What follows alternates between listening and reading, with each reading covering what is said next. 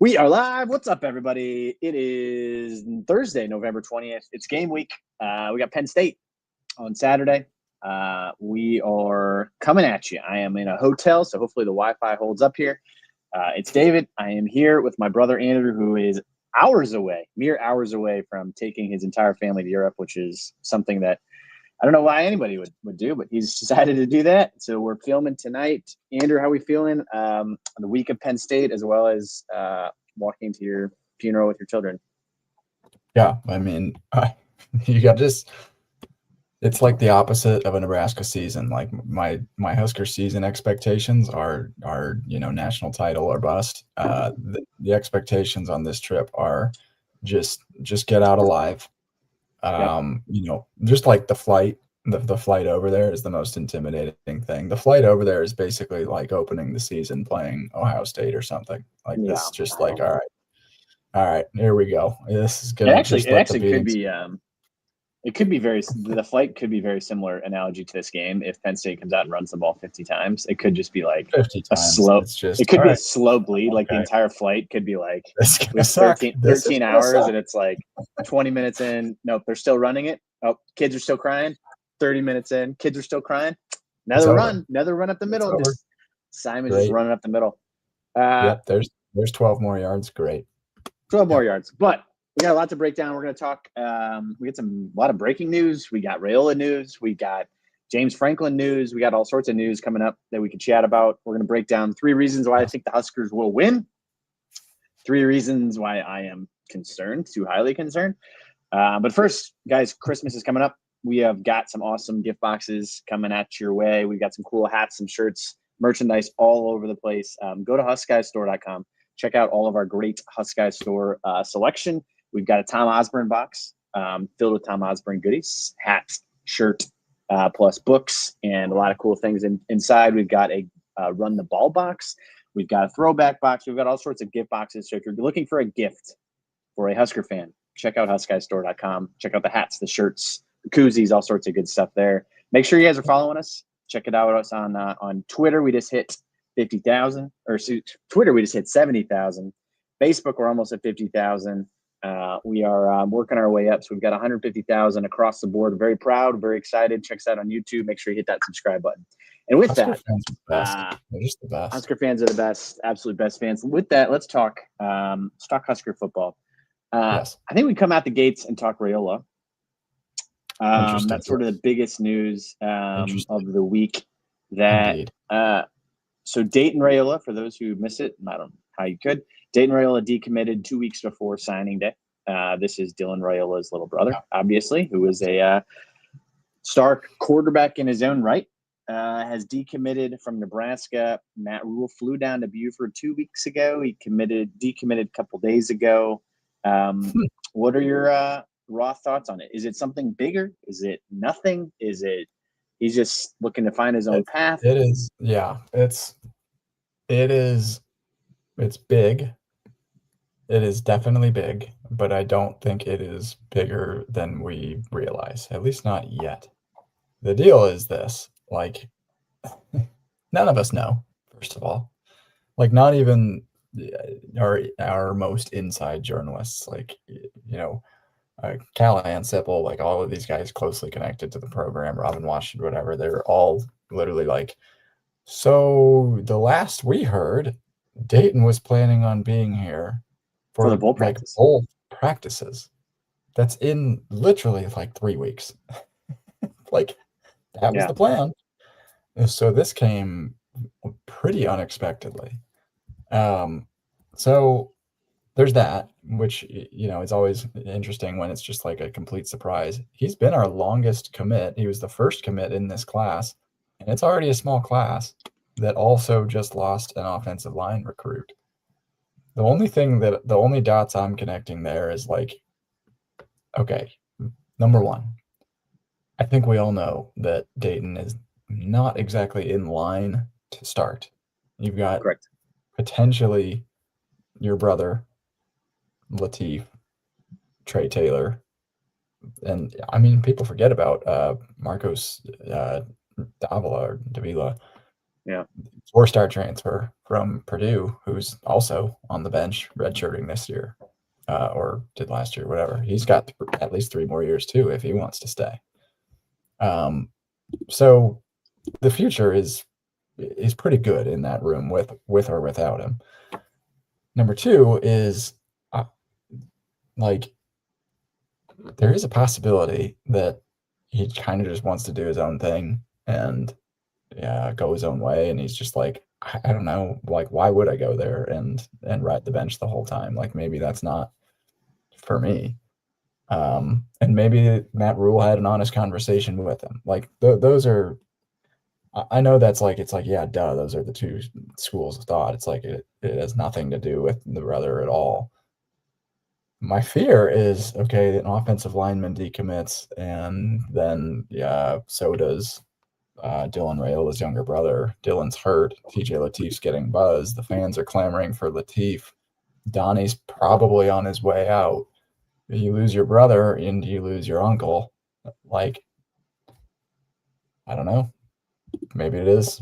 Maybe it is. Maybe and I think that's. I mean, maybe where there's the rumor mill is going off the chains, which is like it makes me the off season is near is when like the rumor mill is like going nuts and we're checking on Instagram followers. I think it's interesting the best and worst time of the year because nothing substantiated happens. Nothing substantiated between December and August. There's nothing substantiated until like there's ink on the line. Yeah, and what Dayton is interesting. I thought he's been an interesting commit like the entire time. So his second best offer is Charlotte. Yeah, Charlotte. And then he shut it down. So, like, to be fair, maybe people go after him now. Like, it'd be interesting to see now. His third best offer is App State. So, like, yeah, he shut it down, but like, plenty of guys Rhule shut his down, and Georgia still went after him. USC went after him. Like, it's like if you're an elite recruit, nobody ever stops recruiting you. So I don't think he baseline is an elite recruit. The rule of going down there, I wish he'd just be like honest and be like, I went down there and told him, because he flew down there and he decommitted right after. So was that the honest conversation of like, we've got 4 guys in line. You're probably not going to play. This is definitely the best school you're going to get. You're going to get education. You'll be a good backup. Great. Yeah. So I think when I initially heard, I was like, I don't even understand why he's coming here anyways, besides the whole family dynamic thing. Of course. But I think there's the spiral that then occurs is, Dylan Rhule is now following all of the Oregon coaches and all the Oregon wide receivers and all the Oregon teammates. Everyone's like, well, he's gone too. So I think there's a spiral that naturally comes from this. That doesn't even make sense. They're gone. Like Dante Moore is pretty locked in at Oregon. He's a sophomore. He's a sophomore. Like they could have him for 2 more years if they wanted to. They've got all the money in the world. That doesn't make sense. Dylan's not leaving unless he's guaranteed a starting spot. And he's guaranteed. Yeah, he's got to be guaranteed a starting spot and a ton of money. I mean, we're paying him a fortune. So it's like. We're already paying him a fortune. Yeah.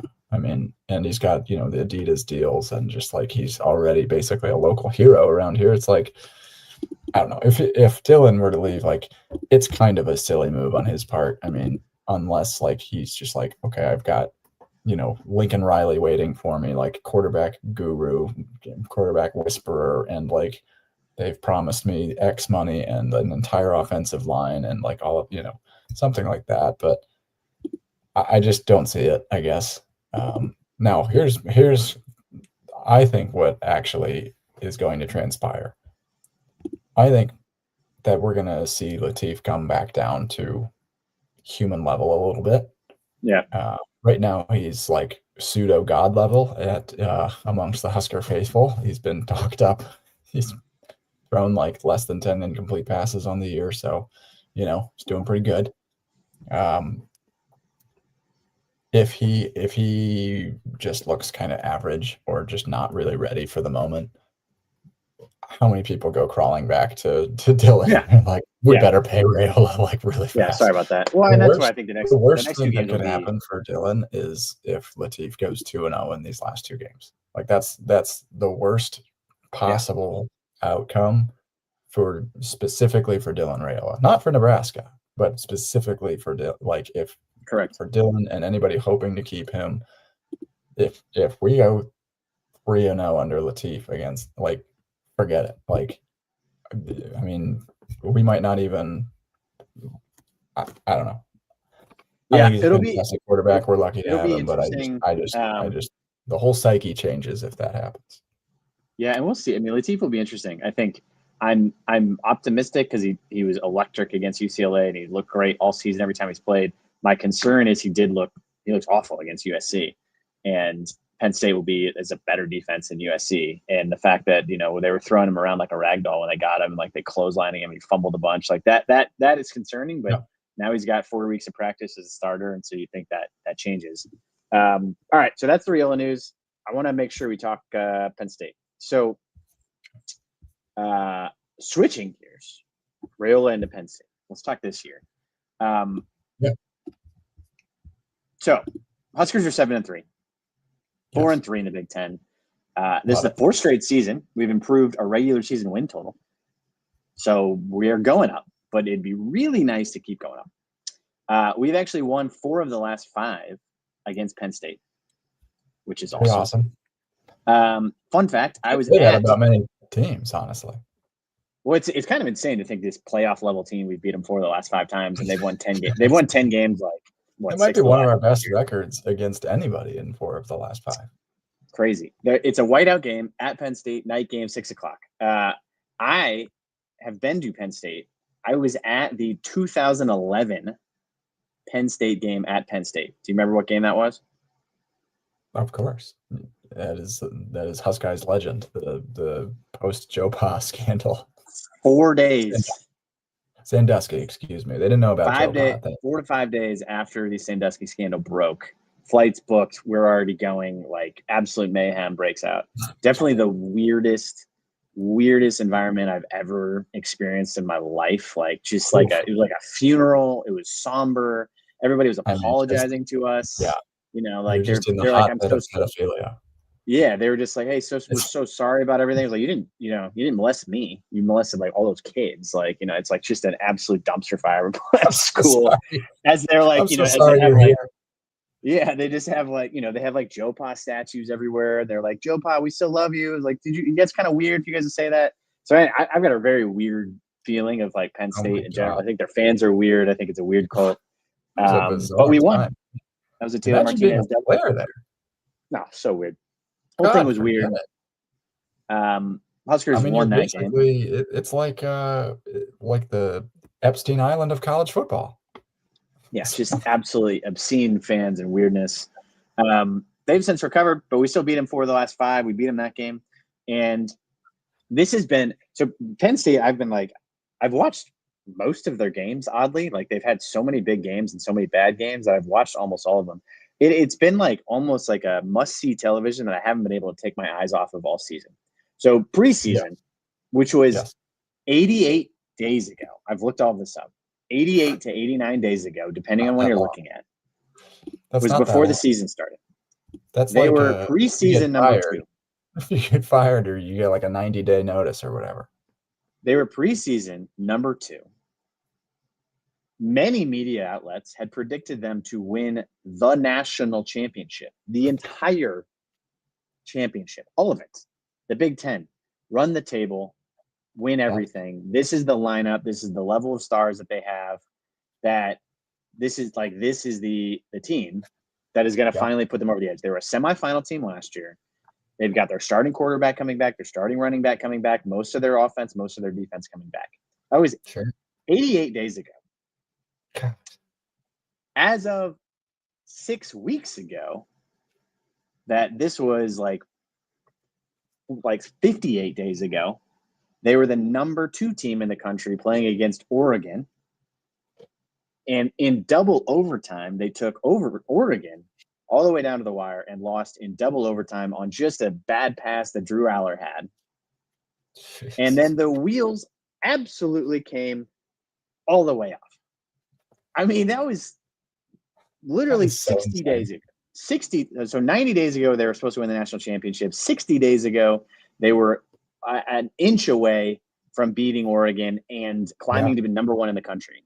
And then since that point, they had the ball. I mean, they had the ball and threw a pick. Oregon did not make their 2-point conversion, so all they had to do was score, and they would have won. Since that point, they went out to UCLA. UCLA destroyed them, put up 42 points. And that was 0-4 UCLA at the time? 0-4, recently fired Deshaun Foster. Fired Team. Foster. New Heisel calling plays for the first time in his life. His headset didn't work. He didn't even know how to call plays. He had no play sheet, and they put up 42 points against this Penn State team. They turn around and go to Northwestern. They were 28, 25-point dogs in that game. I mean, 25-point dogs. They go there. They come back home.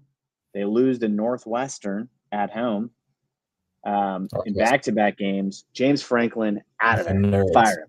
3 days. They go from, in a 20-day span, they went from playing as the number one team in the country to head coach, gone, 3-game losing streak, wheels completely off. They lose the next 6 straight games that they lost, followed by a win last week against Michigan State, and now the Huskers come to town. So all of this is to say, like, before the season, this was a loss in everybody's heads. Guaranteed loss. This is a national championship team. Yeah. There's no way we win this. Oh, yeah. Then flash forward to today, and somehow they're still 10-point favorites, even though they've lost 6 in a row, and it's just complete bedlam over at Penn State. God. What are we doing? Like, James Franklin was the coach a month ago. I mean, just over. James Franklin is now the head coach of Virginia Tech. Like, I looked back at some of my preseason bets that I made. Some were great. Picked Clemson to win the ACC and picked Penn State to win the national title. And I am dumb. And I know nothing. Yeah. And that's okay. At least I can admit it. But this, I mean, I think this is a great point by the Husker Army podcast here dropping in. FSU a year ago went through this. Like, they were coming off of 13-0 season. They that was when they got like snubbed from the playoff, and everyone was just like, oh, they're going to do it again. They reloaded. Look at their transfer portal haul. And they just stunk. Yeah. I mean, and you just can't see it coming. To me, like, Penn State this year, this is the ultimate like expression in physical form of how important college football locker rooms and momentum can be. Like, just the complete, like, if you lose one game, like, look at Notre Dame, right? They lose 2 games and everyone's like, oh, they're out, they're done, the playoff, blah, blah. It literally, like, didn't even matter. They're somehow, like, 7th in the country now. They're back in the playoff. They're fine. Penn State loses 1 game, and the wheels just, I mean, like, what happened? Completely. I just think that, like, they it'll just regroup and go and beat the doors off of UCLA like they should have. It's unbelievable. He clearly lost something in that team. Like, Oregon lost, really, like, rejiggered something, and, like, just lost the locker room. You don't lost the locker room. You lose something. No coach. You don't lose to Northwestern, like, as that talented of a Penn State team, and you just regardless. I don't know what's going to happen to Penn State. Well, hopefully they stink on Saturday, but I just don't think they're going to find somebody that's going to be able to deliver as many 10+ win seasons as he has over the last. He's got 5 10+ win seasons. Over the last. Were a school record. I mean, it's just they had never won 13 games in a season. They were a play away from the playoff. So all of it, I think, is crazy. I think I just think that there's, like, crazy whiplash of them just, like, completely falling apart. That, but then I guess even as it's flash forward to, like, this game, that where I'm hoping this is set up extremely well for us, and this is, I think we can jump into, like, why I'm optimistic about it, but, like, conceptually, like, we're now 10-point dogs, which is I get, because they have significantly more talent. Staggering line to see. I think, like, they put it to Michigan State, and so everyone's kind of like, and they played Oregon tight. They should have beat Indiana, except for that heroic, like, throw by Mendoza at the end. They're playing good football, and they are a very good football team. But I think for them to say they're 10-point favorites, I guess what I'm hoping happens, and I've been tweeting this a bunch this week, James Franklin is now the head coach of Virginia Tech, and he is recruiting and poaching every single player and coach at Penn State to come to Virginia Tech. Yeah, why would you not? I mean, it's your job to make Virginia Tech good now.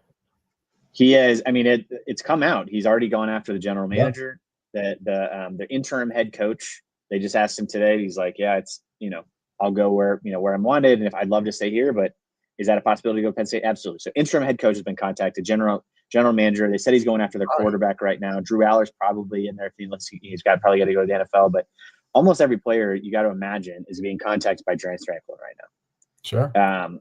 All the coaches are. I mean, for people that think that's not happening, like, forget it. Like, come on. They have this weekend 6 of the biggest recruits that Penn State have, fully committed recruits to Penn State, are at Virginia Tech. So wow. I guess I'm hoping that it's like, I'm hoping it's complete pandemonium in Penn State. Dirty. Yeah. He's got all of the recruits that he recruited. They had 17 decommits. They are all visiting Penn State over the next 2 to 3 weeks. They don't have a head coach. Every single player at Penn State is like a lame duck. They're all going to leave. So that's where I give credit to Penn State in the sense that, I mean, they just beat Michigan State. Like, they haven't given up on their season. Sure. They almost beat Indiana. Like, I give credit to them for fighting. I just hope that, like, Rhule and Holgerson and these guys who, like, there is zero turmoil in Lincoln. You have to be able to outcoach a team that has complete panic. Like, yes. The entire stadium is on fire. I would be reaching out to James Franklin so fast and just giving him a call from a friend if I met Rhule and just say, hey, congratulations. Do you have any tips for beating your former team? Well, yeah, that's the other. Listen, if you really want the best for your university, I'm a former alum, and I would love to beat my old university. I don't know. I just, like, that is absolutely true. Like, the whole I don't know how much validity there is to, like, when the whole Penn State news and everything all broke, and, like, is Rhule leaving? Like, is he heading out of here and stuff? Like, we got our doors blown off by Minnesota, for God's sake, and they're not a good team, and that was a huge, like, alarming game.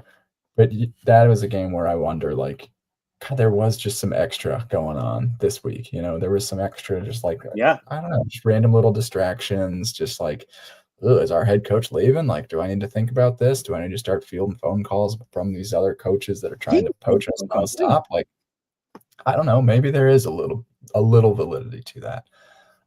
In the end, it's going to come down to, I just think this is going to end up being a good old Big Ten, just spit fest rock fight. Like, we've got 2 backup quarterbacks playing. I mean, before the season, this was 5-star Drew Aller, preseason All-American, versus additional, potential first-round draft pick, Dylan Raiola. And now it is whoever their coach is, and Ethan Grunkemeyer, who has like 4 touchdowns, 4 interceptions or something, like the Drunkmeyer, versus TJ Lateef. And wow, what a turn of events. So, but I got to say, the running game battle is going to be, it is 100%. I am, like, fully convinced that is all this game is going to come down to, is who runs the ball better. The game is going to be how the Big Ten's meant to be. It's how the Big Ten is meant to be. The game is going to be 84 minutes long. Total. It's literally real time running. It is going to be. It's going to start at 1 a.m. Madrid time, and it should be over by 2. So I should be fine. Yeah, besides commercials, it'll be 45 minutes long. 3 reasons I'm optimistic about the game. I mean, the 1A is the fact that they're in turmoil. I like the chaos. Yes. But on the field, Emmett Johnson being the monster he is. So Emmett's leading rusher in the Big Ten, 1,131 yards. Second nationally in missed tackles, 56 forced missed tackles. That's crazy. He is best against the best. He's carrying the offense. He's got 37% of our total yards. And then Penn State's deep run defense is vulnerable. They are 76th in the nation. in expected points allowed per attempt against the run. So they've allowed 3 players to rush over 100 yards. 2 of them were mobile quarterbacks, of which we have a mobile quarterback. Gronowski ran for over 100, and then somebody else ran for over 100. I'm going to have to look that up. But they're vulnerable. What do you think? Emmett Johnson, 40 carries? You got it. Just feed the man. You have to. No, I think Lateef's legs get involved too. They're a little bit vulnerable against mobile quarterbacks and stuff as well. But yeah, it's surprising because Penn State's defensive line was a big strength going into the season. And then their defensive backs, big strength going into the season. So, that would pose that it wouldn't be really a great idea to be passing for TJ Lateef to come out in a primetime game in Happy Valley and just be pass happy. Like, that just doesn't really make sense to me. The other thing that we've seen over the last couple of weeks, Emmett Johnson's 3 biggest weeks of the entire season have been the last 3 weeks. Yeah, and he's getting better. One of his worst of the season was the week before the last 3 weeks, which was Minnesota. In Minnesota, less than 15 carries, and they were fine carries. He was doing fine. I don't know why we chose to just go away from it other than the script of the game. But I think they've just kind of found, our offensive line is so much better at run blocking than pass blocking that, we don't really have a choice but to run the ball and run the ball some more. And thank goodness we have found that we have a Heisman caliber running back in our backfield that was waiting for this call all along. So I like that does seem to favor us just a little bit.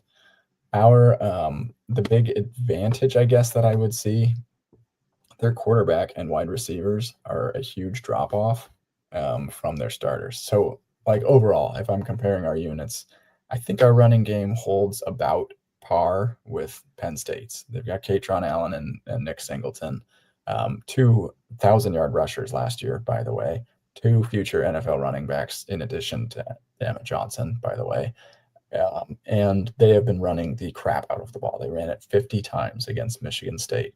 Not great. And that's what they decided to do following James Franklin's departure. They were just just keep running. I don't know. And guess what? When you've got those dudes, it works.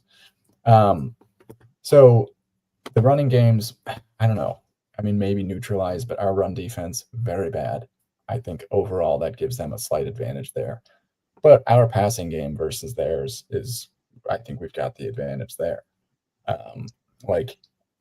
This Grunkemeyer fella, not great. Not good. Not great. He's not good. Not accurate. Turnover. Katron Allen, very good. Katron Allen is a monster, and forget it. We're not stopping him. Just don't plan on it. I don't want anyone to get some crazy ideas like I have had, which is, hey, maybe we'll just 10 games into the season, maybe now we stop the run. I think we are who we are. It's just our secondary has the chance to hold him to 11 yards passing. We are still third nationally. That's going to keep you in the game, though. That is my hope. We're third in the country in pass defense. Yes, third in pass defense. We've only allowed 134 yards per air, yards through the air per game. We've only allowed 5 touchdown passes. Shut down USC's passing attack. Makai Lemon basically had his worst game of the year against us. Sierra Wright is basically going to have the best season in Nebraska history without ever making a big play. Nobody ever threw his way the entire season. We're 10 games in. He's just out there. Yeah, and nobody throws at him. And Penn State's offense is 112th in passing offense. So it's I guess if you're able to make them one-dimensional, truly one-dimensional, and just throw, can you put 10 in the box, 9 in the box type thing of just load it up and just try to stop the run, knowing that they can't throw deep? I don't know. Yeah, I think that's going to be an interesting adjustment to see, and it's probably going to carry over to the Iowa game. Is how do we beef up against these 2 offensive lines who are going to be? There's probably the 2 best.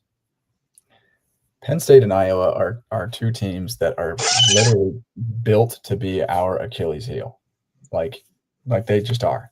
They'll play solid defense. I mean, it's Minnesota. They don't need to pass. They probably won't unless they Yeah. absolutely have to. And that sucks for us. So, Yeah. I mean, like if they watch the Minnesota truly, film, we're it's just going to do that. have to basically take a linebacker off, which is normally McCullough. Like we'll take McCullough off and bring on an additional D lineman and try and get a little bit bigger up front, and just so we can stuff them at the point of attack. I don't know, like that's the single biggest concern for the game should be that. Like, I'm not nearly as worried about Lateef getting some yards through the air and getting and running a somewhat productive offense. I'm more worried that they will just grind us to a pulp. And this is like a huge black shirts wake up call challenge here in front of us. If we can bow up and stop the run, we'll win this game. And so here's the 3 points of optimism are Emmett Johnson could carry us. I think they're susceptible there. I think our pass defense has got a very strong chance of shutting them down entirely. And then TJ Lateef's mobility is Nico is the other quarterback. Nico ran for 100 plus. Gronowski ran for 100 plus. They really struggled against Northwestern's quarterback. They struggled against. They could not stop UCLA, and that was when they had James Franklin. They did stop Indiana, there, and no one stops Indiana. So that was they did and they didn't. Indiana was up 17. They're up 17. Yeah, they're up 17-7, and they're up 20. And they drove down the field at the end of the game. Like there's weaknesses. Like I just feel like it's weird. It's weird that this team that lost 6 games in a row is now being built up to be like, it's like we're playing a top 10 team. We're not. Yeah. It's not a top 10 team. This is a team that's been shredded. They're full of injuries, and like all of their players are going to transfer at the end of the season. So I think there's an element of like, yeah, we should be concerned, but also like we're not playing a team that's playing for the playoff. We're playing for a team that if they're losing at halftime, they're going to quit because they have nothing to play for. Like, what are they even doing? And I just don't think. I think they got excited for the Indiana game. I have a hard time believing they're going to be like, oh man, Nebraska, like this is going to be an awesome chance to be a 7-3 team. But so three reasons for optimism. I think they're in chaos. Emmett Johnson's got a really good shot. I think their pass defense can shut him down. I think TJ Lateef is a mobile quarterback. Very strong opportunity to run against them. Concerns, obviously, like as you said, run defense is going to be very hard. That's not ideal. I think the other one we haven't talked about is Penn State's pass rush is probably my biggest concern. So Penn State's got a top 5 roster in the country. They have this guy, Dennis Sutton. Yeah. Dennis Sutton. Yeah. Dennis Sutton. 8 tackles for loss, 5 sacks. Program record. He's blocked 3 punts, which is crazy. So I don't love because I think if they have watched any of the film on our offensive line and they figure out that like, he blitz on the outside, go right after our edges. Like, I just think he's a guy that can like rip Lateef in half. So I would say wildly concerned about the pass rush and having that like USC type performance for Lateef of like, does he have that USC? It's like, when he looked like he was completely lost against USC, does he have that here if you got Sutton coming off the edge? And then I think the other big one is like just the overall environment, which I think a lot of people are talking about. A night game, I'm hoping that they don't bring it like they normally do. It doesn't have the energy of a top 10 environment, but it is a night environment, whiteout at Penn State, 6:00 game.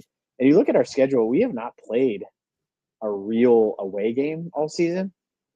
Like Kansas City was a home game. UCLA was a home game. We had more.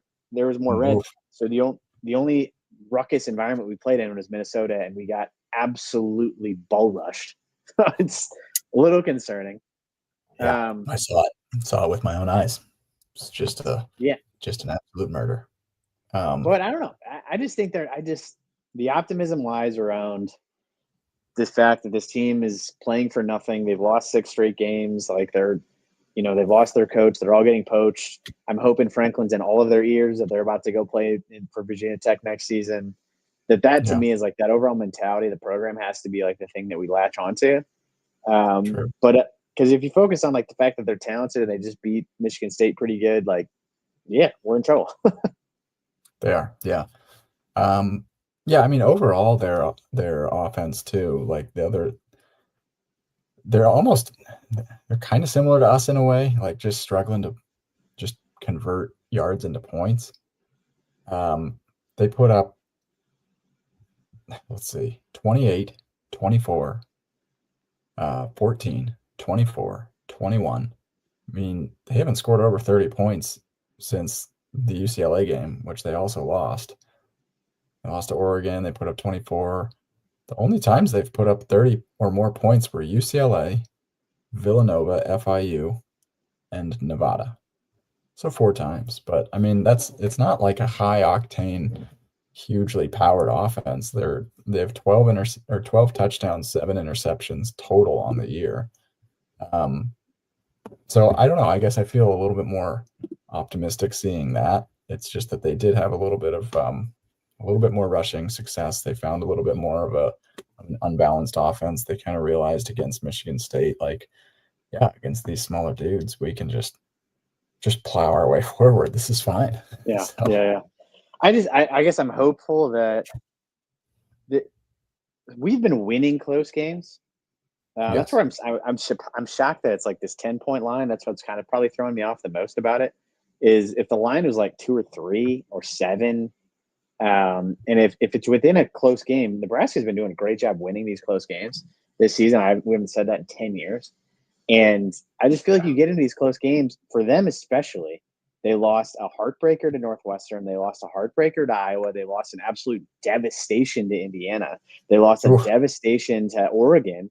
And they were also within 5 to UCLA. Like, they've lost – all their losses are just like these absolute, like, mind-bending, like, I cannot believe. Like, the Indiana one was like the Oh, greatest catch of all time.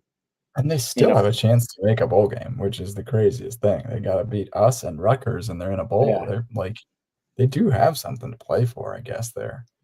But I now, think some of these I players just are think just if like, you're it doesn't sound as good as a national championship. Yeah, I mean, So I just think for guys who are champions like these guys are, and especially these guys who all played on in the playoff last year, like, for you to be like, hey, here's the Gasparilla Bowl, like, I just don't like.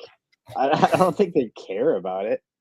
At least I don't know. I've been impressed that they've continued to play. Like, they're we've all seen planning on Nebraska transferring to Virginia Tech anyways. So Yeah, they're just like, whatever, I'm leaving. Like, I gotta, I'm just gonna work on my new NIL package over at Virginia Tech. James Franklin's gonna bring me over. He's bringing over the entire staff. Like, I don't know. That's my like biggest piece, but I think if they do just run it 50 times, we're in trouble. And I don't think we can stop it. yeah, there's a website, cfbgraphs.com, that I'm looking at, and I love it. Let me get it so I can share it. But for those that really like to, I don't know, nerd out a little bit, it's a nice website, so I recommend it. But so these on the left-hand side, if you're watching us live here, are Nebraska's success rates, blue being better. The top 20% get these dark blue numbers here. So Nebraska's offense, mainly top 40, top 50 in pretty much everything. Penn State's defense, so their quality drive rate, that's a huge metric that they use, 58th in the country. Points per quality drive, 74th in the country, Penn State's defense. Their field position, 80th versus Nebraska's offense field position is 6th. So a big shout out to our special teams for putting us in those good positions in the first place. And then what I have been harping on pretty much all season, the 3rd and 4th down success rate, their defense 79th, Nebraska's offense 30th. So some pretty when you get into the nitty gritty, like some of these things are suggesting that Nebraska's offense could actually find a little bit more success than we realize, I think, here. Like we've been, saying all year, this is a good enough sample size to say we are kind of who we are at this point. But that Lateef extra juice is something that is not factored into any of these numbers here. is the Lateef legs. We haven't had that all year, and we've been putting up good numbers. He just needs to control the ball, not turn it over, not become, Mr. Grade School football or anything. And, like against USC, the balls were getting snapped off his hands, and just like, my God, settle down, brother. He was tripping Emmett Johnson. I actually like our chances on offense to move the ball a little bit. It's just going to come down to that run defense. That's kind of where I'm at. All right, step back from all of this. We got 2 games left in a bowl game. Yes. We are 7-3. What does a successful season look like? We have the nation's longest, how do I phrase this, losing streak against the spread for total wins. So for the last 6 seasons, we've gone under on our projected win total. What is it right now? Guess what the win total is this year? 7.5. Oh my God. Oh, for God. I, of course, have lost a lot of money over the years betting the over every time. So, a successful season, I think, at least in the eyes of bettors and myself, you gotta hit that over. So, 1-1 in these last 2 is the bare minimum, and then I think a bowl win. That's 9. 9's a good number. It's 9-4. No, it's 9 is something we haven't seen since Bo Pelini. Right, but like 8 regular season, I'll take that. And these are 2. Well, but I think that's the question. Is so. It's not all lost. I'm not like, but I think you gotta get to 8 with this schedule. You just like. It will absolutely be a disappointment for me if we lose out. It will be so not even just 7-6. That would be 7-6, and that's in your eyes. 7-6 is a total disappointment. Total. That means it's a 1-3 November. Again, Rhule is 0-8 in November. Yes. This would be make him like even with Lateef. Even with Lateef and a completely handicapped children trying to block for him, we need to go at least 1-1 in these last 2. And kind of depends on the bowl matchup, I guess. But an 8-4 regular season, I think is kind of the bare minimum for me to say this is a successful regular season. Okay. And then it kind of depends on the bowl matchup. What about loses Penn State, loses Iowa, wins a bowl? That's an 8-5 season. Oh, that's going to be a painful 8-5, but yeah. But so you need one. You need a Penn State or Iowa. You need a Penn State or Iowa win for you to feel good about this season. If I'm going to choose, it's Iowa. This is a very winnable Penn State game. It really is. And in fact, I would be impressed if we win because clearly the spread is 2 possessions for Penn State right now. Yeah. Those numbers are the numbers for a reason.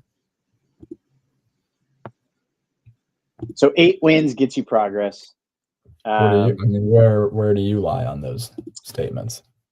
I think it's. I keep coming back to my expectations of the season and then how it's evolved. And no matter what, I'm disappointed because I sit up in the and I build myself that way, which is fine.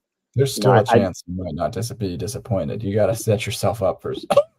Well, but here's my train of thought is my projection at the beginning of the season was 10 wins, which, as I've said on my name here, 10 wins is still possible.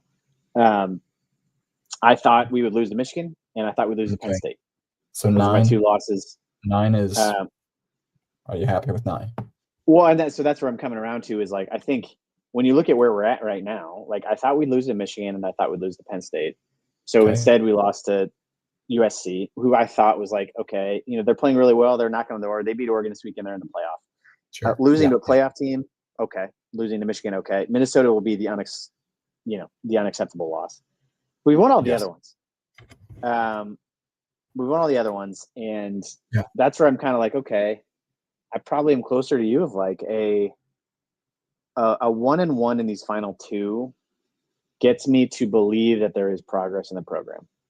Okay. Because then, you're talking about a Scott Frost 5-7 program turning into an 8-4. Unbelievable. I will take that all day because you're at least trending upward.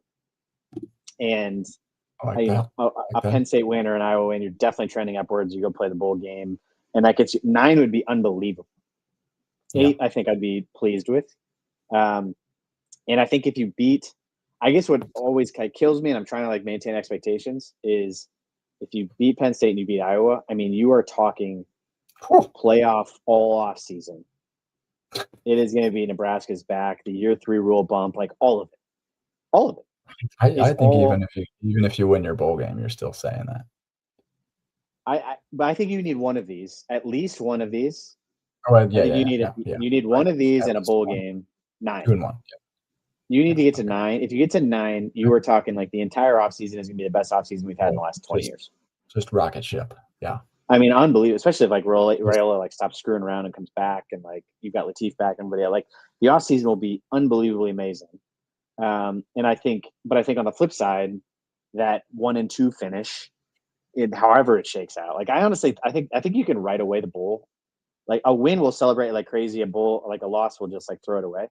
If you go play like a Tennessee or something, it's like, oh yeah, duh, like they're the third best team in the SEC, and like we just happen to run into them, fine.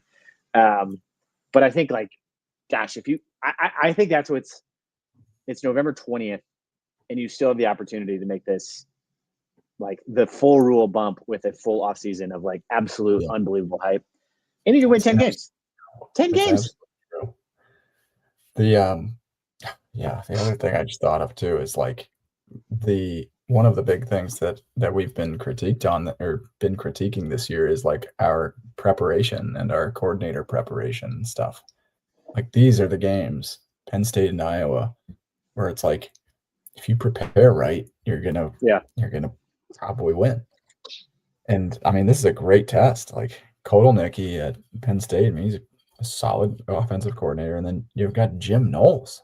Like we forget Jim Knowles is coming off a national title, literally the best coordinator in the country. Yeah, he's making like $3 million. That defense has just not been up to par. I can't explain it, but the last 2 weeks they seem to have like been figuring something out. They held Michigan State to 101 yards rushing and Indiana 108 yards rushing. That was their lowest yards given up since their Northwestern game, and then Oregon went for under. But Iowa went for like 245 on them. It's crazy. UCLA ran for 269 yards on them. It's crazy. Yep. Oregon went for 176 on them. Iowa State went for 164. We can do it. We can do this. The game plan is there. And now you've got 10 games of like game data to just like run off of this and build on it.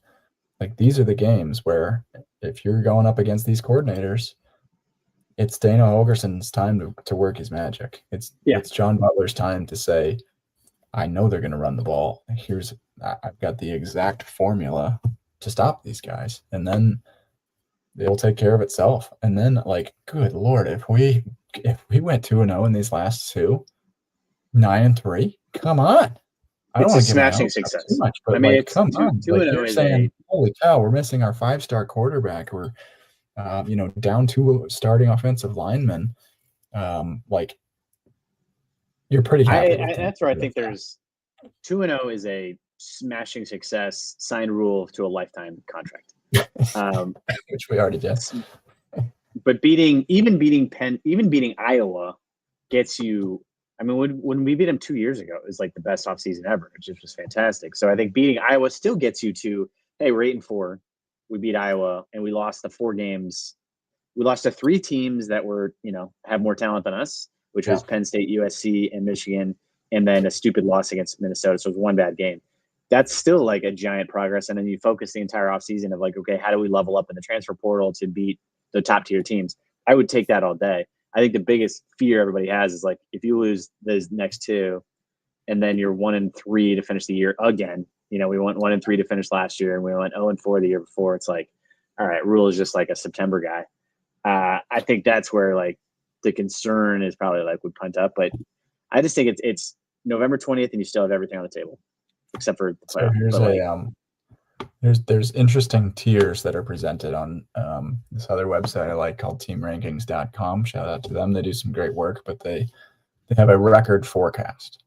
And this is pretty much exactly what you just said, but less encouraging. They have a projected record forecast. The 90th percentile, which they describe as a miracle scenario, would be 9-3. We got some good luck scenario is 70th percentile chance, 8-4. I like that. 70th percentile, a little bit of good luck. They also have us as the most likely, so just between 50 and 70% as 8-4. Meltdown, 10th percentile is 7-5. So you don't want to end up in meltdown.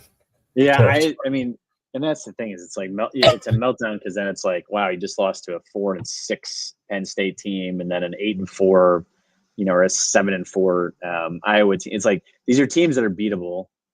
And then I just would love to get to the point that I'd love to get it to head into the offseason with it. I like be like, hey, we beat a good Cincinnati team. We did what we needed to do to beat UCLA and to beat Maryland and to beat, like, you know, we beat all Michigan State.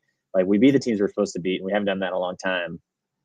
And I just think that builds a ton of offseason momentum for Rhule and the recruiting and transfer portal. It's like you could very clearly see it's like very evident that like things are building and things are going up.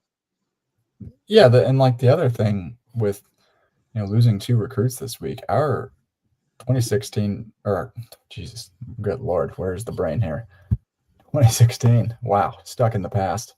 2026 recruiting class is currently outside of the top 100, which is, you know, that's pretty much an unacceptable finish. Like, you can't do that.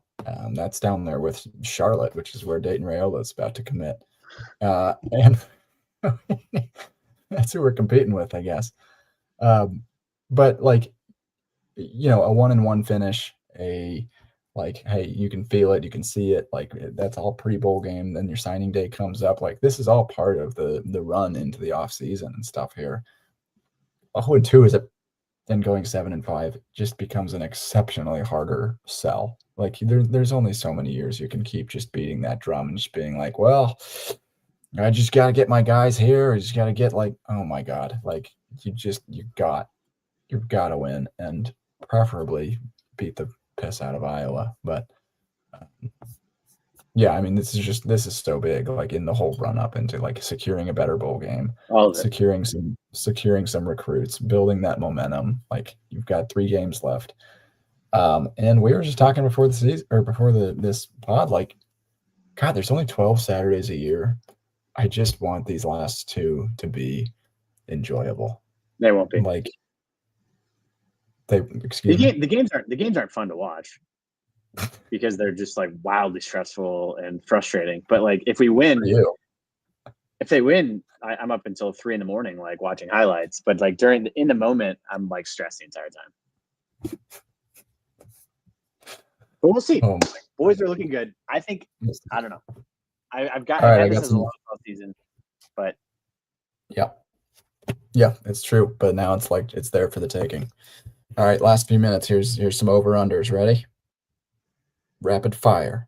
Katron Allen, 101.5 rush yards. Over by a lot. He'll have 188. 200.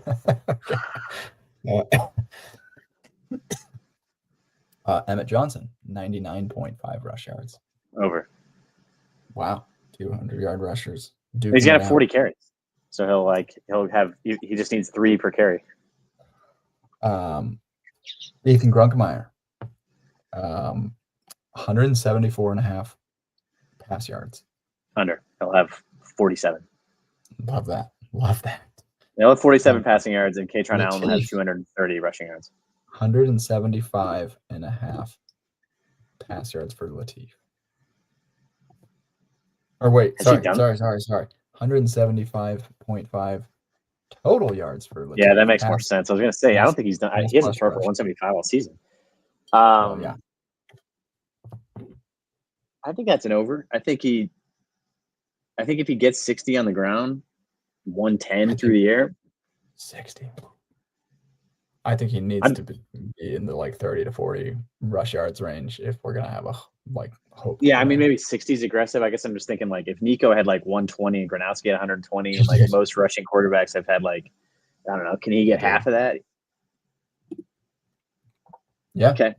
I'm over that one. I like that. Dane Key, 25.5 receiving yards. God, I have no freaking idea. I mean, he's either 0 or 80. It's like it's such a binary thing. I think over. I feel like him and Lateef have a nice little thing. So I'll say over. But I mean, he needs one catch, I guess. Targeted him 4 times. He had 3 receptions on 4 targets last game, 46 yards. In his last 5 games, Dane Key has only gone over 25 receiving yards 2 times. Not the ideal. You're not going to the NFL with that. Acquisition. Isaiah Hunter, 35.5 receiving yards. Yeah, probably same level of question. Like he just needs one catch to go over that.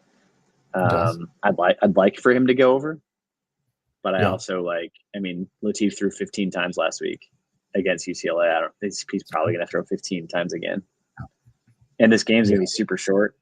No, though. I mean, like Penn State's defense is so much better than UCLA's. They're not great, but like you just have to be average to be so much better than UCLA. Yeah, UCLA is very bad. I don't know. That's a weird one. I think it'd be great if he did, but I can see him throwing like 12 passes, completing 6, and I don't know.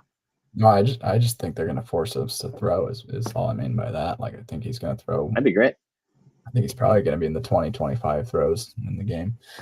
All right, last 2 here. So one of their top receivers, Kyron Hudson, 20.5 receiving yards. What's he? Former USC receiver, 5-star transfer. Wanted to join their national title squad. 20 seems pretty low.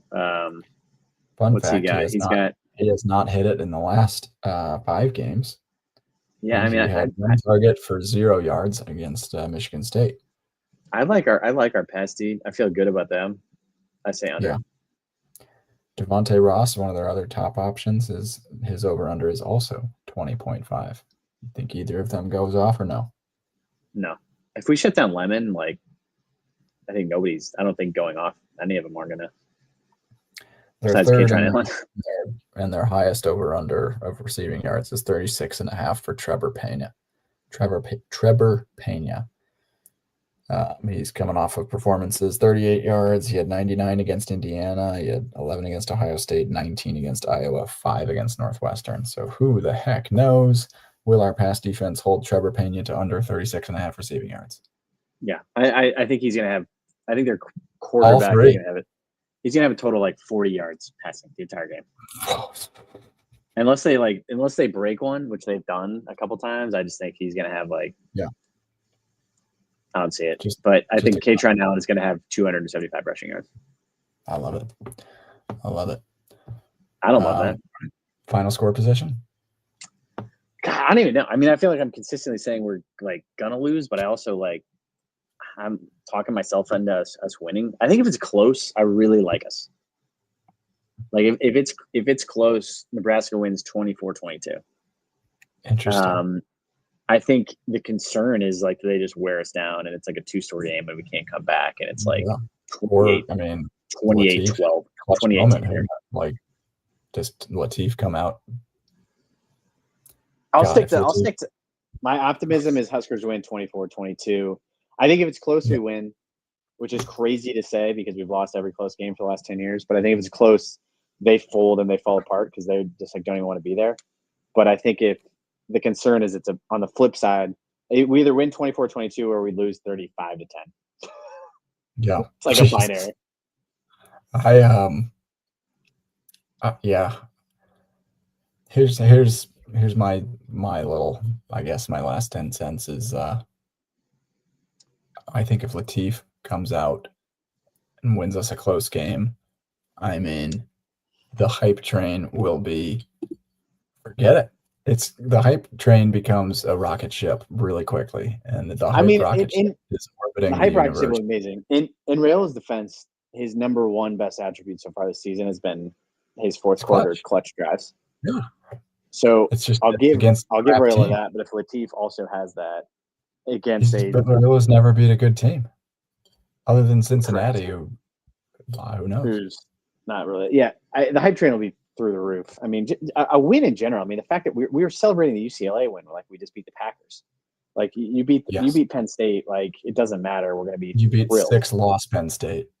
6-loss Penn State, who Northwestern beat and UCLA beat, and Michigan State Iowa was down 3 going into the fourth quarter, and Iowa beat. And this is a beleaguered Penn State team. Yes, but it doesn't matter. I don't care. I'll celebrate all the wins. We celebrated Maryland. We celebrated Michigan State. We celebrated Cincinnati. We celebrated Akron. I'm with you. I don't think Penn State blows us out. I think that if anything, this has very much the feels of Michigan 2.0. I absolutely think we can beat them, but I'm putting it kind of closer to like a 20% chance, to be honest. Okay. It's a chance. It's just one of those games that like this, literally the recipe to beat us is to have a nice pass rushing defensive line. It's like hold our offense enough and then just run the crap out of the ball. And that's what they're going to do. So we'll see if things have changed from the Michigan game until now. It will be very depressing if we do lose this game, but we're not going to, folks. Penn State 24-20 is what I am thinking, but you heard me predict that 20% chance. So, I'm not like, don't you dare clip that audio and say you said we were going to lose. I said we had a 20% chance, but that we're probably going to lose. Shout out to the 1,081 folks who joined us tonight. We appreciate you. Shout out to the 150,000 Huskers fans who follow us across Twitter, Facebook, YouTube, Instagram, TikTok. We appreciate you, Husker Nation. Check out HuskGuysStore.com. We got some gift boxes dropping soon. We got shirts, hats, gear, all sorts of good stuff. We appreciate you guys listening. Go Huskers. Let's finish with 3 more wins. Let's get to 10. Have a great night. Thanks for joining us, and go Big Red. Sounds so good. Go Big Red.